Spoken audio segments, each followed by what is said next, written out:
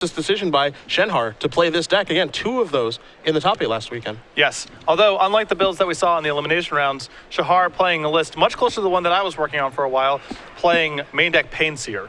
I don't see that very often. No, I'm a fan of the card. It's a little slow, but it is very powerful in certain spots. Combos very well with Mogus Marauder, and is a very powerful opening behind a turn 1 Thoughtseize, which Shahar is playing 4 copies of in his main deck.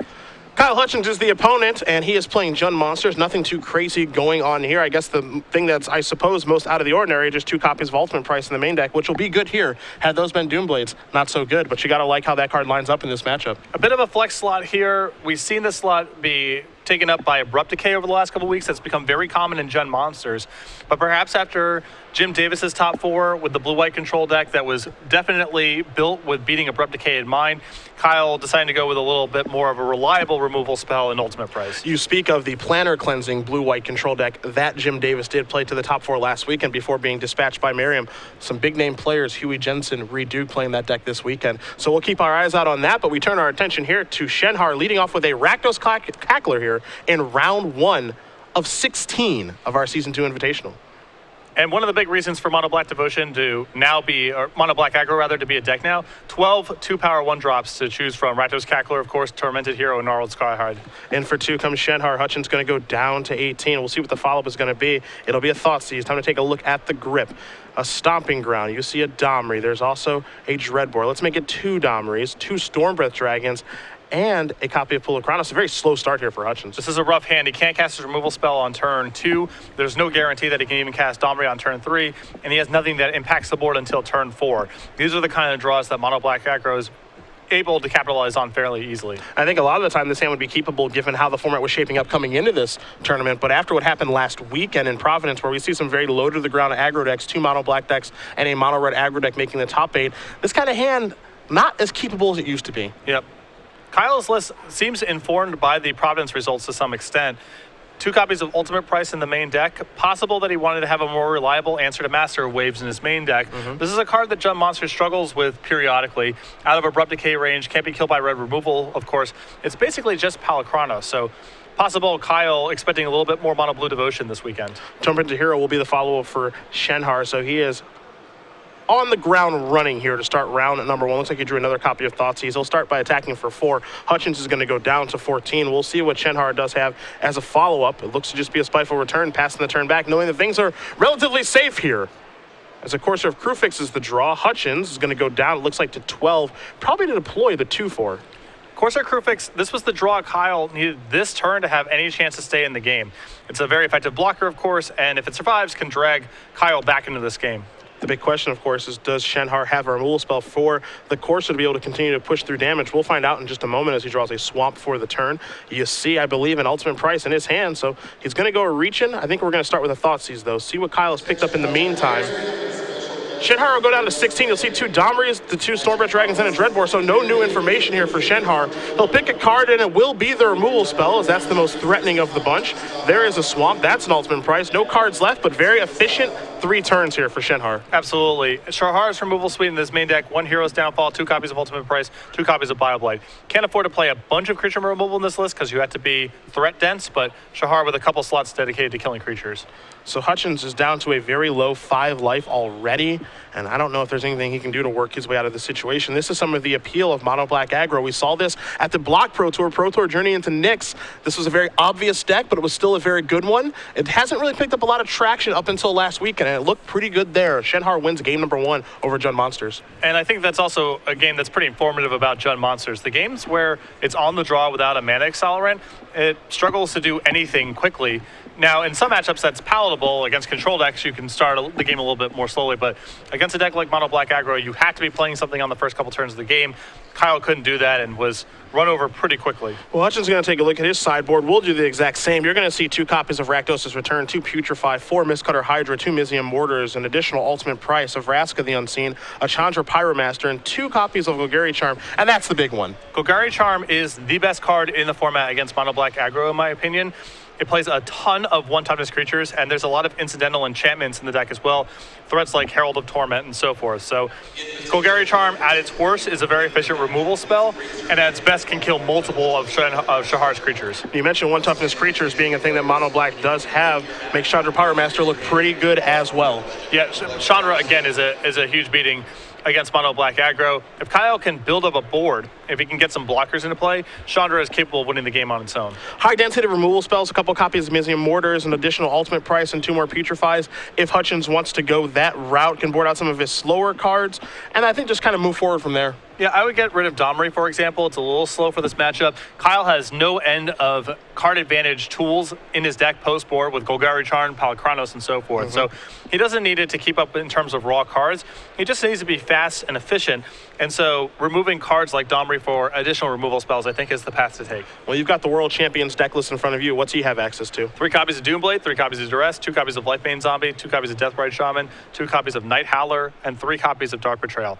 I think you're going to want the 3 copies of Doomblade and the 2 Lifebane Zombies. I imagine this is a pretty straightforward sideboard against green creature decks. I don't think he's going to want to go to the Duress, even though he can reasonably assume Kyle is boarding in a lot more removal spells, including Golgari Charm. He can only afford to have so much of that stuff going on. He already has 4 Thoughtseize in his deck. So it's possible that he goes to Duress, but I believe it's unlikely. We saw Jund Monsters a lot last week, and of course Chris Van Meter has been having a fantastic run with the deck. Over the past 2 weekends, however, Indianapolis and Providence, that deck has been everywhere, and it seems as though maybe people are making adjustments now. Mono Blue Devotion being the big one by Merriam, but also 2 Mono Black decks in the top 8, and heck, even a Mono Red deck too last weekend. For sure, and the ultimate prices that Kyle's playing in his main deck also are much better against Jund Monsters than Abrupt Decay, capable of fighting over cards like Palikronos and Stormbreath Dragon. Now, we do have a very large announcement for you guys, a couple of them over the course of the weekend, but the big ones being made after, and again, after round number 2 of coverage here. So make sure you are joining us then, as we have some very large announcements to make this weekend. It's been tough to stay tight-lipped, but I'm really excited about them. Yeah, some additional, I can't go into too much detail, obviously.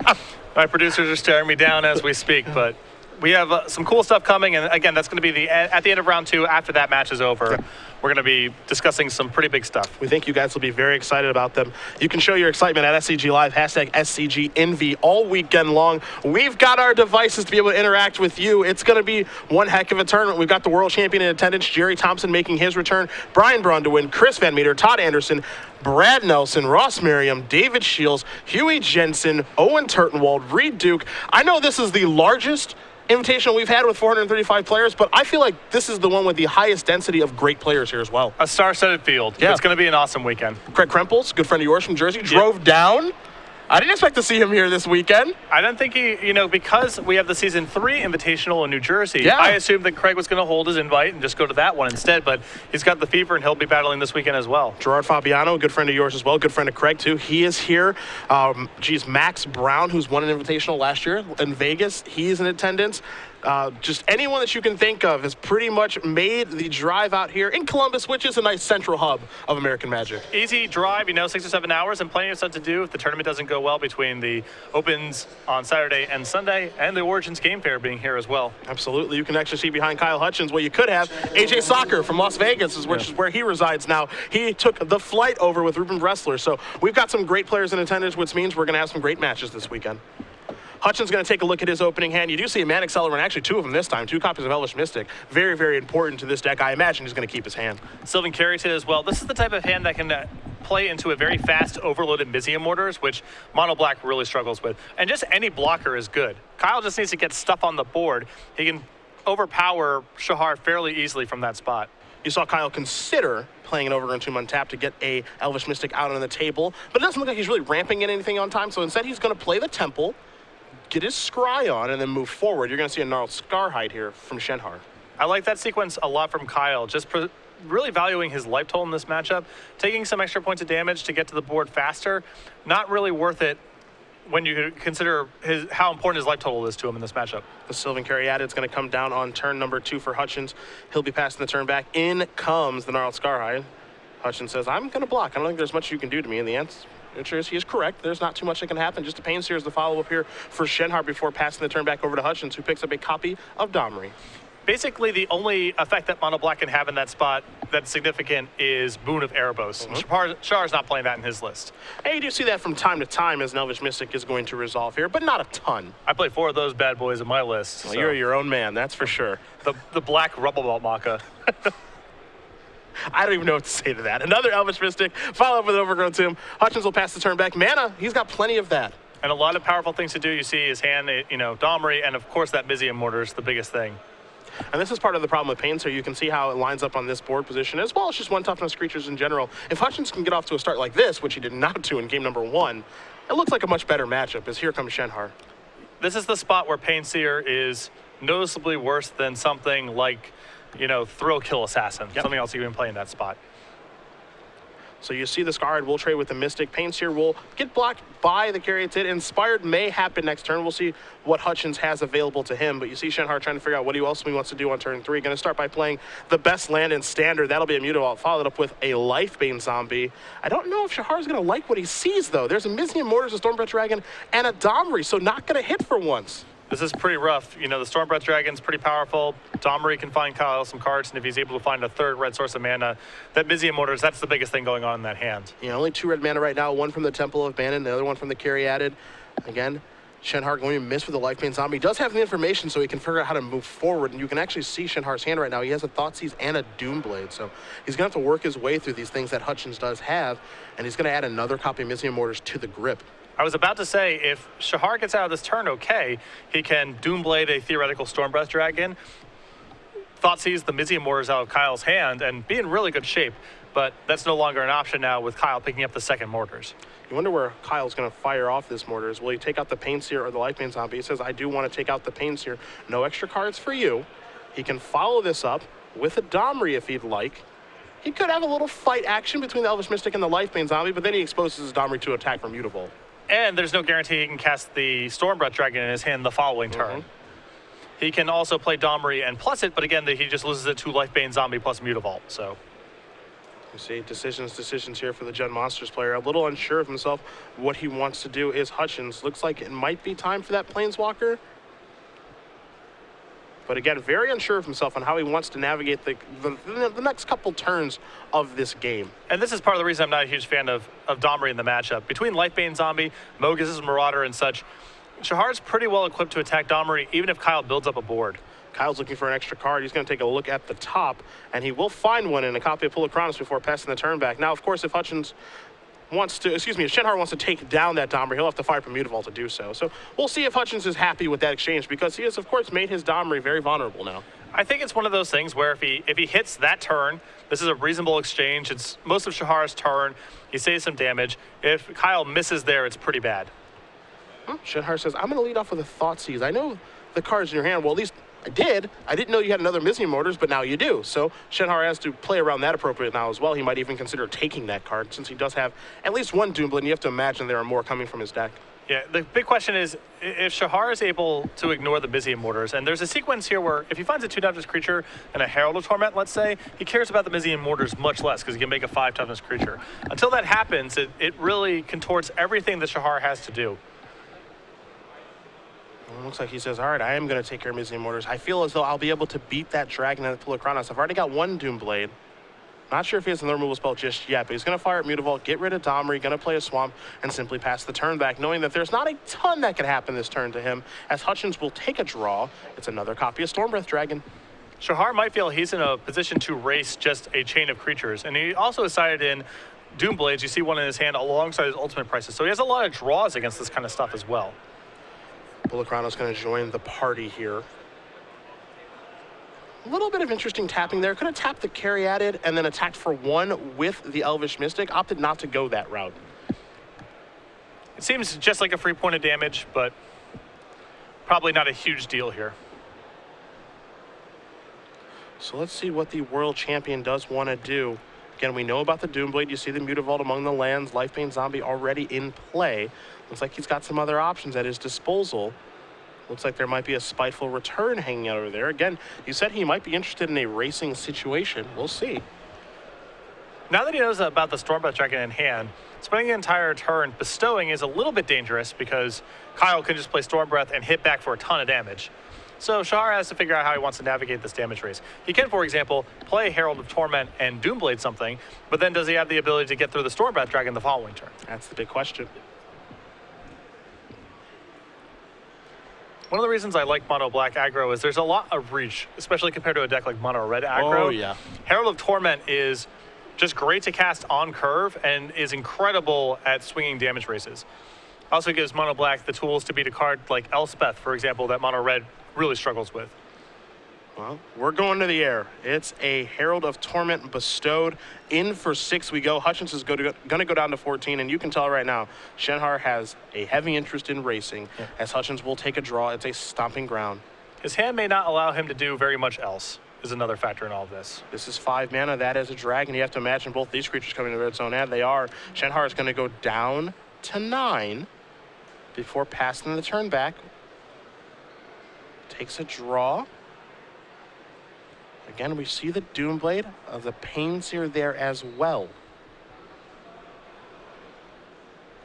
So Shahar might be in a position where he needs to use a removal spell on the Stormbreath Dragon, commit to chump blocking the Palachronos for as long as he can, and try to barely squeeze out the damage race with his Lifebane Zombie and potentially, additional bestows down the line. Now, we talked about when Hutchens played that copy of Palachronos, how he opted to keep up his Sylvan Caryatid instead of getting that 1 point of damage to the Elvish Mystic. You wonder if that comes back to hurt him in this situation. It's possible that Kyle on that turn was playing around a removal spell for Palachronos and getting hit with the Mutable. So, and you can see Kyle's at 14. If he takes an extra 2 points of damage, this is now a 2-turn clock instead of 3. So it wasn't a total miss there. There's a reason for him to leave up his Caryatid, but the way the game is breaking, it's not clear what he would have been better served doing.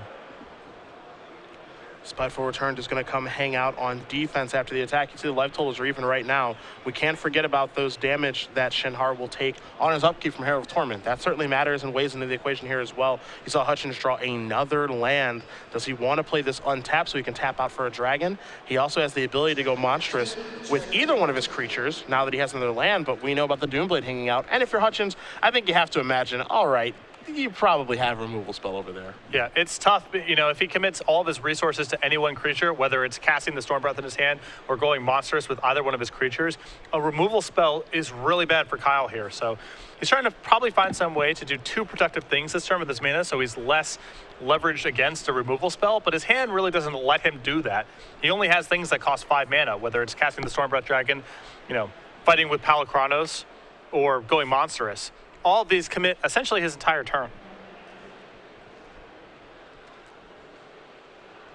So what do you do here if you're Kyle? Can you see through the removal spell? What can you do to play around the removal spell if you know that it's there? Can you beat this problematic Lifebane Zombie that has a Herald of Torment on it? It's a rough road ahead.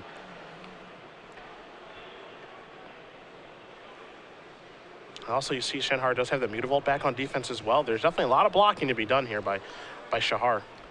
Keep in mind that Kyle can present a lethal attack too, just with what he has in play. He could theoretically start off the turn by just attacking with Palachronos and Stormbreath Dragon and seeing how Shahar responds. Well, it looks like there's going to be a monstrosity activation here from Hutchens with the Palachronos to try to clear out this Spiteful Return. And if he does this, then he loses to the removal spell. The Doomblade kills the Palachronos in response.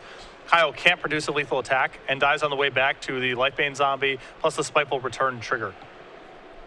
Yeah, the one neat thing about Spiteful Return is that when it attacks, that's when you lose the 2. It doesn't have to get through, doesn't have to go unblocked, it doesn't have to deal damage to the opponents. That's what kind of makes it an appealing card.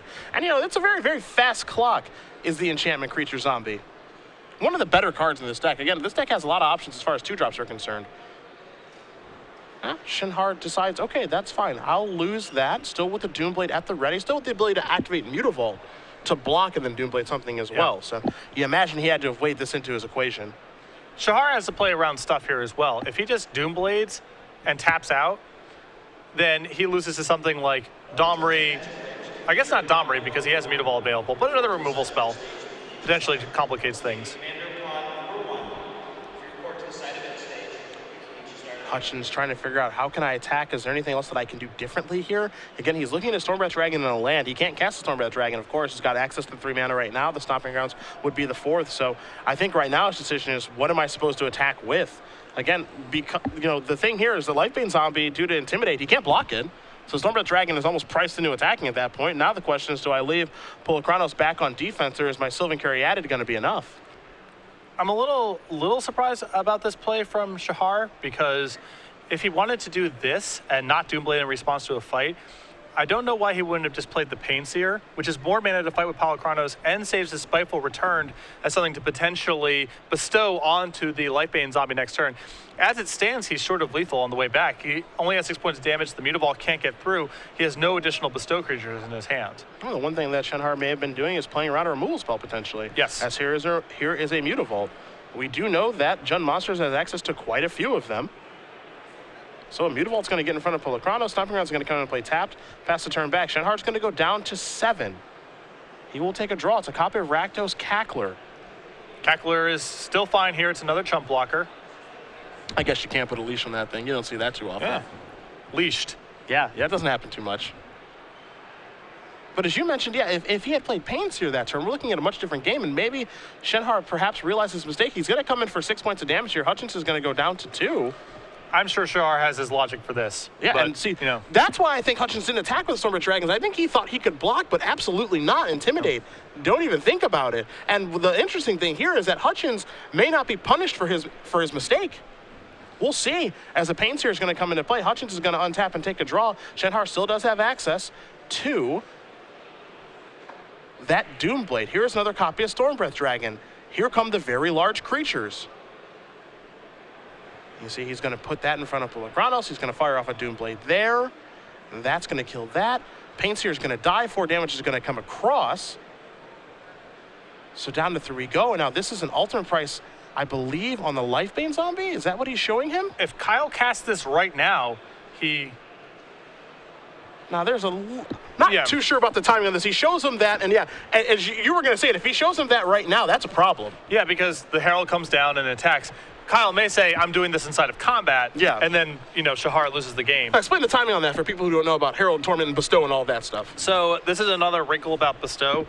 When you bestow a creature onto another creature, that bestow creature is counted as being in play. So if you know, on your opponent's turn before they attack, let's say, you destroyed the original creature. If that bestow creature's been in play since the start of last turn, it's a creature with haste, effectively. Mm-hmm. So what Kyle can do in that spot is wait until Shahar is attacking, kill the Lifebane zombie inside of combat. The Herald of Torment comes into play untapped, and it can't attack, obviously, because we're already past that. We're in the attack step. But if Kyle plays it on Shahar's turn before Shahar attacks, it is a creature that can attack. I learned that interaction once the very hard way on Magic Online. It only takes once. Yeah, you learn it once. Yeah. If you are just joining us, everybody at home, we do appreciate it. It's going to be a long weekend, so we hope you can tune in all weekend long. Cedric Phillips, Patrick Sullivan, Matthias Hunt as well, along with Andrew Shrout, Nick Miller, and the rest of the Star City Games live crew. We are at our Season 2 Invitational here in Columbus at the Origins Game Fair. At SCG Live, hashtag SCGINVI for your tweets all weekend long. A very large announcement will be made after round 2, so we hope you guys can join us for that. Again, that will be after round 2, after we do watch our matches there. Of course, we have a Standard Open that we're going to play this weekend beginning tomorrow, a Legacy Open that we'll be doing on Sunday. We've got a lot of Magic to cover this weekend. And with a lot of quality players, of course, the Invitational's always going to be a competitive field. Some of these high-quality players will likely not make the second day, because that's just kind of how Magic works. Mm-hmm. So we're going to have a lot of awesome players also in the Opens the entire weekend as well. And we got one quality player sitting down the sideboard right now with Nick Miller, Jerry Thompson. His return to competitive Magic. He is doing battle this weekend. It's going to be fun to watch that. Yeah. It's 6 Invitational top 8s, 2 wins. It's been too long. It's been too long since we've had Jerry back. Like, that sabbatical at Wizards, we knew that couldn't last. Yeah. That guy likes to play Magic. Who are we kidding? Both players are going to take a look at their 7 cards here. Shenhar will be on the play. He had a very dominating game 1. Game 2, there was some more interaction. He got to a slow start. Good draw from Hutchens as well. You see Shenhar's going to take a mulligan here. Probably wouldn't keep if he could have all 12 of those cards. Hutchens going to take a look at his opener. You see a couple of lands over there, also an Elvish Mystic. I think that might be the big one. Also 2 copies of Golgari Charm, but no black mana yet. And this is an element of Jund Monsters. You're missing a colored mana or an accelerant pretty often. So not all of your hands are going to be completely lined up, but that hand far too good to mulligan. A lot of upside, a mana accelerant, and of course the 2 copies of Golgari Charm. If Kyle's able to find black mana, Shahar will be hard pressed to win this game.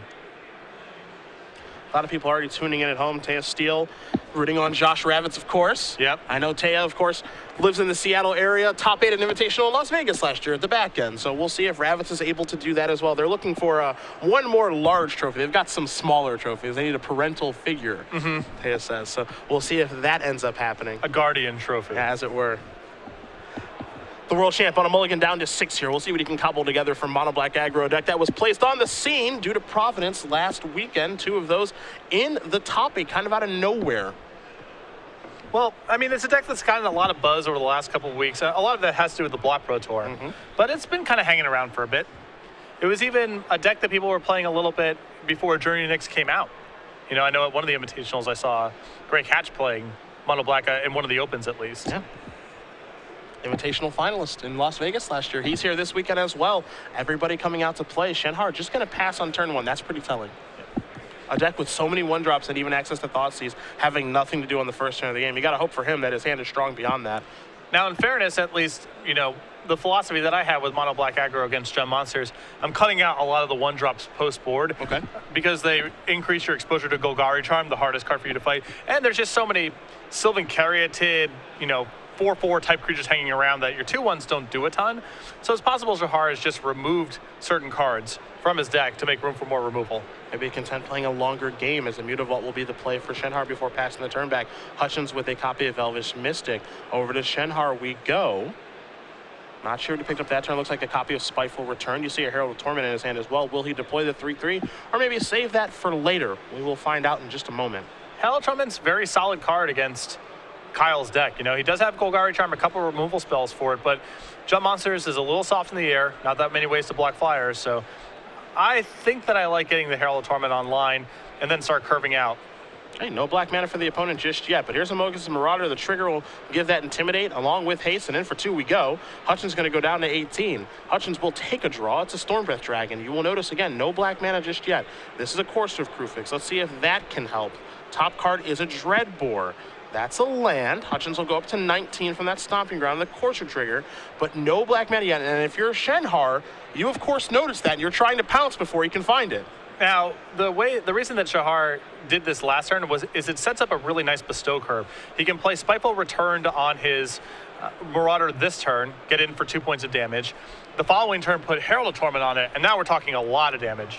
This is going to be a Lifebane Zombie instead, so Shenhar wants to see, all right, what's going on over there? Do you actually not have black mana? And the answer is yes. Now, we're going to see Lifebane Zombie miss again, which is rather strange, but a Stormbreath Dragon, 2 copies of Golgari Charm, and 2 copies of Ultimate Price in the hand. This is pretty dangerous for Kyle here. If he doesn't find black mana next turn, Shahar gets to bestow onto the Lifebane Zombie, and suddenly Golgari Charm loses a lot of its effectiveness. Dreadbore added to the grip. Overgrown Tomb has been found. Black mana is here. Huge for Kyle. He's still in a bit of a bottleneck. He is in 1 spell per turn territory for the foreseeable future, either casting a removal spell or casting a Stormbreath Dragon, but finding black mana this turn is a big deal. Well, Hutchens is going to put that land into play, deciding if he wants to put it untapped or tapped. I have to imagine it's going to be untapped. He's got a lot of black spells to cast, and he will do that. He'll take 2 from the Overgrown Tomb coming into play, but he'll gain 1 from the Courser, of course. Top card of his deck does need to be revealed here in just a moment, as a Dreadbore will be fired off, and that top card is an Elvish Mystic. Lifebane Zombie bites the dust. Shenhar will take a draw, but he knows he's in a world of hurt now because his opponent found the black mana for those spells. Now, and he's got just a chain of removal spells coming. He's still in 1 spell per turn territory, so Shahar can try to play some sort of tempo game, but that's going to be very hard against an opponent who's gaining life already at 18. And not a very quick start for Shenhar this game either. The mulligan looks like it may have been detrimental. Does have some good cards, but I think you got to, knock the door down when you're playing against Shun monsters. Now there is a Herald of Torment that will be bestowed on Mogus Marauder. So in for 5 in the air will come the Marauder. Hutchens is going to go down to 13.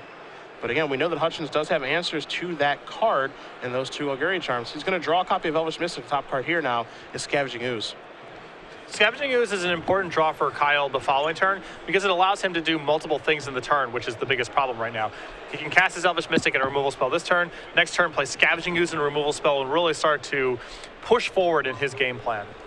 Just an Elvish Mystic, no attacks here. 1 damage will be dealt to Shenhar from the Herald of Torment trigger. He will take a draw here. Looks like he may have picked up another copy of Lifebane Zombie. Now, of course, Shenhar has to probably imagine that, okay, my Herald of Torment's going to die this turn to Golgari Charm. So how do I proceed forward is the question. Well, he can open up with the Thoughtseize now and try to force some sort of action. Lifebane Zombie probably looks pretty appealing as well, but he does know most of the contents over there in Hutchens' hand, as well as the top of the deck. So he's working with some pretty good information. And it's really tough now because that Scavenging Ooze is coming too. That'll really gum things up, that's for sure. And Hutchens' life total isn't low enough at this point, only at 13. And what you're saying right now is part of the reason I'm not a huge fan of Thoughtseize in this matchup. When you're playing against a deck like Esper or Mono Black Devotion, where you can ignore portions of your opponent's hand, Thoughtseize is incredibly powerful because they have 1 or 2 cards you care about, and the information is super valuable to you as well. With decks like Mono Black Aggro, you care about literally every card your opponent has. Every creature trades with something that you do. Every removal spell, matters, of course. And so it's harder for you to open up a path with your discard spells. And it just leads to the game going on longer, which is favorable usually for your opponent who has more powerful stuff in their deck. Here is a Thoughtseize. You're going to see the 2 ultimate price, the other copy of Golgari Charm, and then a Stormbreath Dragon. A Golgari Charm was fired off in response to this Thoughtseize to take care of the Herald of Torment. So a decision here for Shenhar in just a moment on what card to take, and if he can slog through all this removal as well as that Scavenging Ooze on top of the deck, he's going to go with Stormbreath Dragon as the card to take.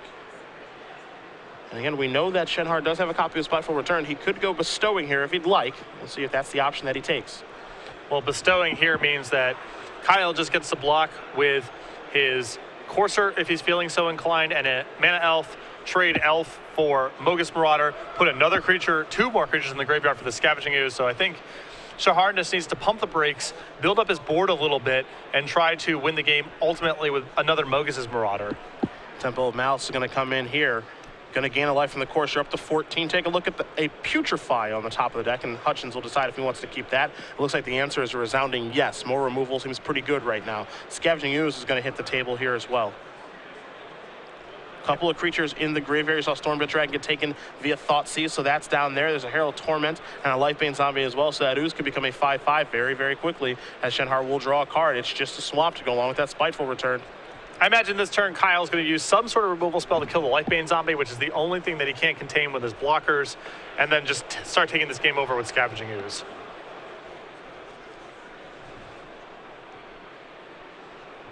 And it looks like Hutchens is going to be able to turn the corner here and actually start attacking, something he has not done yet. Taking a rather conservative approach, as here is a Lifebane Zombie that will be suited up with Spiteful Return, but Ultimate Price in response will take care of that. Shenhar is just going to play his last card. It's a Swamp to be able to activate Mutavault. A couple Ooze activations are going to take care of those creatures. Hutchens is going to make a 4/4, but more importantly, he's going to gain some life, go up to 16. Keep a very high life total here. And it looks like Shenhar is going to have a real tough time getting back from this one because of all the removal.